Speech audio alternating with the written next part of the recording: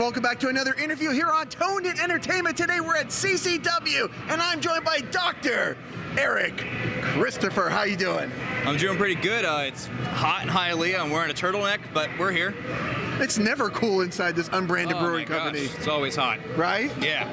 Now, what are people missing out if they're not here at CCW? Honestly, I think you're, not to sound like a company man, but you're missing the hottest wrestling in Florida right now. CCW is rapidly growing.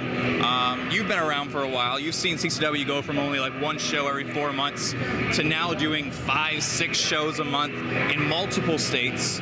It's wild. So honestly, especially here, Bash of the Brew, Unbranded Brewing Company, it's the hottest crowd. They are rowdy. They are willing to jump the barricade if they wanted to. Sometimes it's happened. Please don't do that. But yeah, no, it's one of the hottest crowds.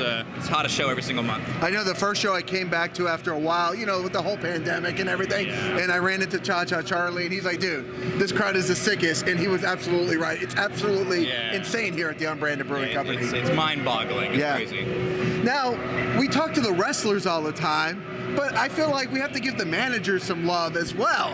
I appreciate that. Now, how did you get into managing? Let's back up a little bit here so we don't get too close to the camera here. No problem. So, roughly 2011 or so, like, I finally decided I wanted to pursue my dream of being a wrestler. So I did originally train for a little while. That's what I wanted to know, yeah. Yeah, no, and you know, there was a point where I was given the opportunity to manage for the first time. It was in 2015, I got to manage EC3. My first ever time managing was EC3, so the bar was set pretty high. And it was in that moment I realized, wait a minute, I can do all of this without hurting myself every day. And I just loved it. I fell in love with managing. It was something I was passionate about, and here we are 7 years later, I think.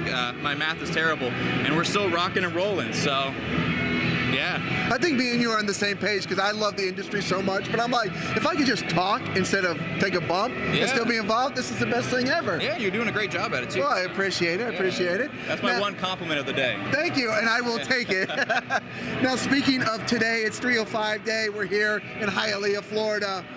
You are managing Agony. Yes, I am. And he's going no holds barred against Cha-Cha Charlie. What can we expect here in this match? Honestly, the destruction and the annihilation of Cha-Cha Charlie. I'm glad I got that interview 2 months ago then. Oh, my goodness, yeah. I mean, I'm pretty giddy and I'm pretty happy right now. Just the thought of Cha-Cha's title reign coming to an end is Christmas morning to me.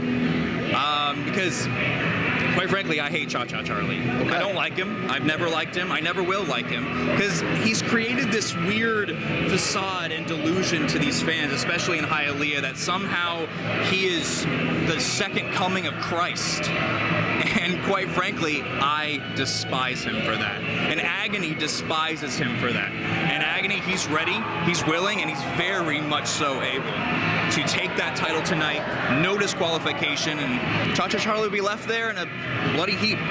Now, Agony is no stranger to gold. Because I've interviewed Agony twice, and he's actually put me in a casket, and I was there when he won his title match in a casket match here at CCW. So, second-time champion tonight is the prediction. Of course, and it's been a long time coming. Me and Agony have been working together for nearly a year now. And our therapy sessions have been going really great. I've really been getting into the mind of Agony, and man, he is ready for so much more. Can you give me some inside information as to what's inside the mind of Agony? Man, there's a lot of things that Agony tells me on a daily basis that the normal civilian just cannot understand. Okay. You know, you can see Agony's tattoo. He's a Marine.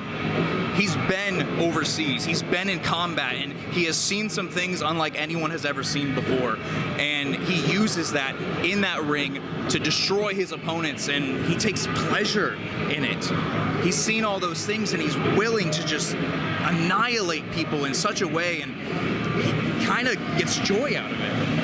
And it's a wild journey. It's a crazy therapy sessions worth the money. And yeah, maybe maybe one day people will get a little insight into that, but for now, keep that between me and Agony. Okay, yeah, I don't want to let out too much inside information out there between what's going on inside of Agony's head. Because I tried to figure it out, and I paid the price for it. Yes, it is. Yeah. Now, who were some of your favorites in wrestling growing up?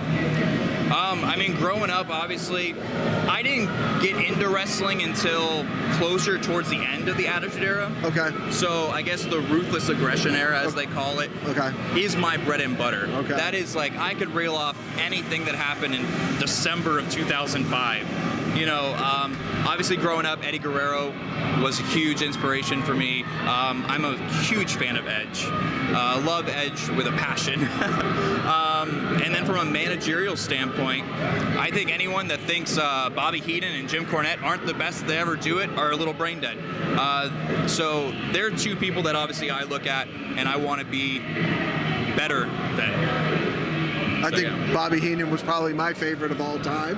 Yeah. Jim Cornette, definitely right up there as well. Had the pleasure of meeting him. Such an awesome guy. Yeah. Do you listen to his YouTube show? On occasion. On occasion. I'm a very busy man. Right.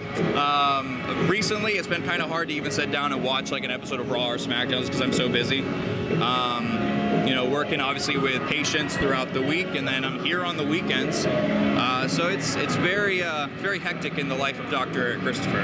Now, when you do have that little bit of free time, what are some of the things you like to do for fun?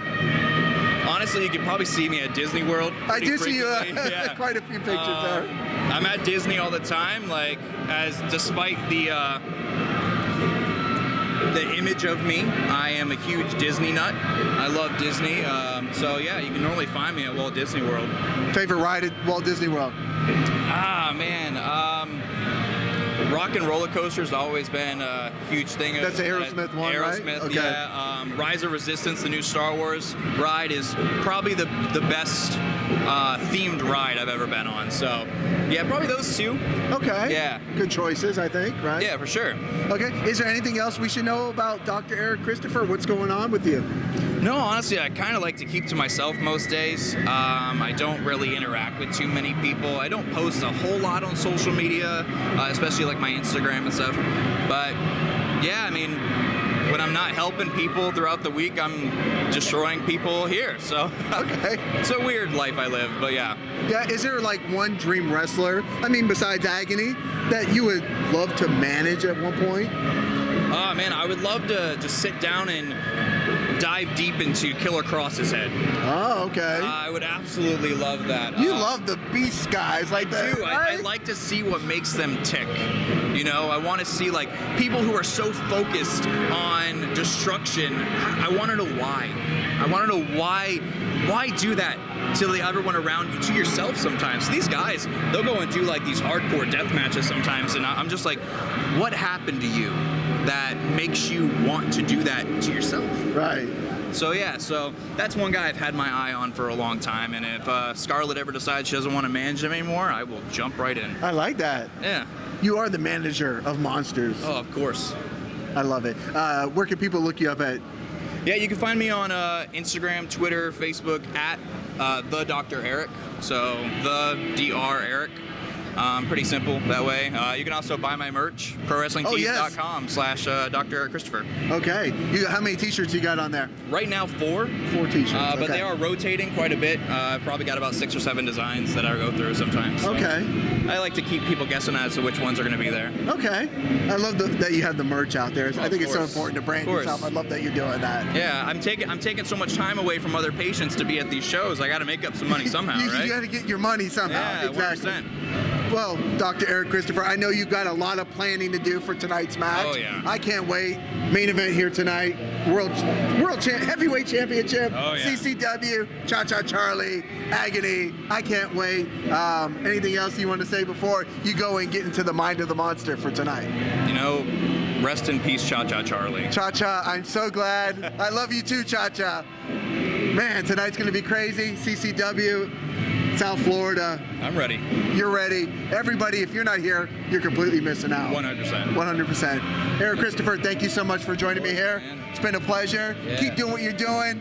And I'm guessing you might be the next manager of the CCW World Champion tonight. Yep. All right, guys, if you like interviews like this with the Dr. Eric Christopher, make sure you stay tuned in here to Toned In Entertainment for future videos. Subscribe to the channel.